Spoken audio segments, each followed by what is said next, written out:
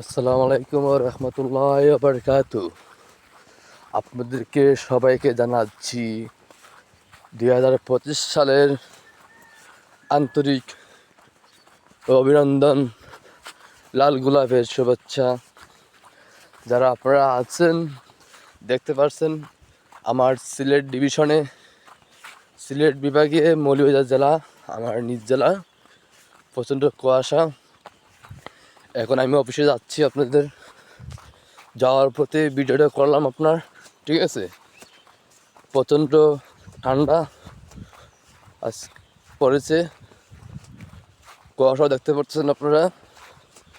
এখন 7:15 বাজে, সকাল সকাল 7টার দৃশ্য এটা। আপনারা যারা এখনো পর্যন্ত শুয়ে আছেন, অলসতা না করে উঠে পড়ুন, ঠিক আছে। আপনাদেরকে সবাইকে আমার আন্তরিক অভিনন্দন জানাচ্ছি। আশা করি আপনাদের সবাই শরীর স্বাস্থ্য ভালো আছে। কে কেমন আছেন, কোথায় আছেন, ঠিক আছে। একটি হলো কমেন্ট আপনারা করে যাবেন, এটি আপনাদের কাছে আমার অনুরোধ, ঠিক আছে। আর নতুন বছরে সবাইকে জানাচ্ছি আবারও লাল গোলাপের শুভেচ্ছা, ঠিক আছে। আপনারা যারা বিভিন্ন পরিকল্পনা নিয়ে আছেন এই বছরে করবেন, সেই পরিকল্পনার জন্য আল্লাহ তাআলা সুবহানাহু ওয়া তাআলা আপনাদেরকে যেন তৌফিক দান করে, আমিন। জানি না কার কখন কি হয়, একমাত্র উপর আল্লাহ বলতে পারে আপনার, ঠিক আছে।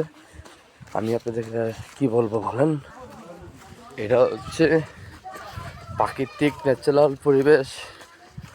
মানে আমার আশেপাশের যে পরিবেশগুলো, সেগুলো আমি আপনাদের কাছে উপস্থাপনা করার চেষ্টা করেছি। আমি রাস্তা দিয়ে যাচ্ছি আপনাদের উদ্দেশ্যেই বলার জন্য। আপনারা একটা জিনিস মনে রাখবেন, কষ্টের সফলতাই একদিন হচ্ছে জীবনের লক্ষ্যমাত্রা আপনাদের নিয়ে যাবে। যে মানুষ কষ্ট করতে পারে না, সেই মানুষ কখনো তার লক্ষ্যমাত্রা এগিয়ে যেতে পারবে না, ঠিক আছে। আপনাদেরকে এই জন্যই বারবার বলা উদ্দেশ্য হচ্ছে যে কখনো কোনো কাজে যাওয়ার আগে বা যে কাজটি আপনি করতে যাচ্ছেন, সেই কাজটি আপনি যেন ভেবে চিন্তে করেন, ঠিক আছে। ভবিষ্যতে যেন আপনার এই একটি ডিসিশনের কারণে বা একটি ভুলের কারণে আপনার যেন কষ্ট না হয়, ঠিক আছে। প্রত্যেকটি মানুষ যদি সময়কে মূল্য দেয় বা নিজের জীবনকে স্থির রাখতে চায়, তাহলে প্রত্যেকটি কাজ করার আগে অন্তত আপনারা 2 থেকে 4 বার ভাবতে হবে আপনার, ঠিক আছে। আসলে কি আমি কাজটা কি ঠিক করছি না মন্দ করছি, এটা আপনাদের বুঝতে চেষ্টা করতে হবে। আর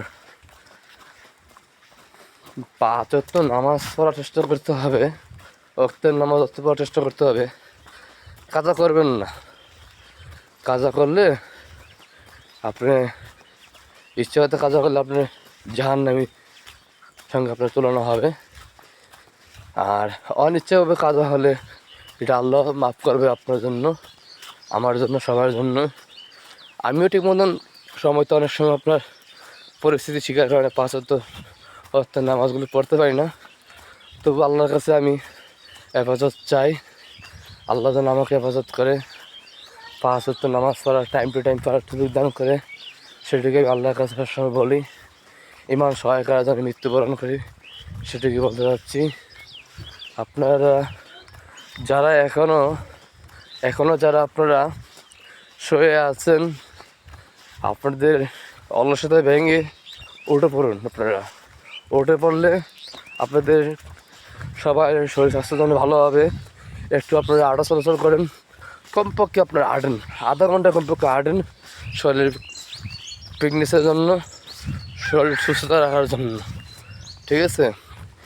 আমি কি বলবো, আপনাদের আমার কথাগুলো ভালো লাগবে না, বক বক বক বক শুধু করতেছে আপনাদের কাছে আমি, ঠিক আছে। আর ফজর নামাজ পড়ার পরে ইয়া আজিজু কোনো মমিন মুসলমান যদি সে প্রতিনিয়ত 40 দিন পাঠ করে, তার কখনো অভাব অনটনা থাকবে না, সেটা বলতে পারি আপনার। যদি সে যাতে কষ্ট করে, সে কষ্ট করে তার মনে হবে না, কষ্ট করে তা দূর হয়ে যাবে আপনার। আজকে আমি এই মুহূর্তে সকালে বিদায় নিচ্ছি আপনাদের কাছ থেকে। বাচ্চাদের থাকলে আবার বিকালে দেখা হবে ইনশাল্লাহ। আসসালামু আলাইকুম ওয়া রাহমাতুল্লাহি ওয়া বারাকাতুহু।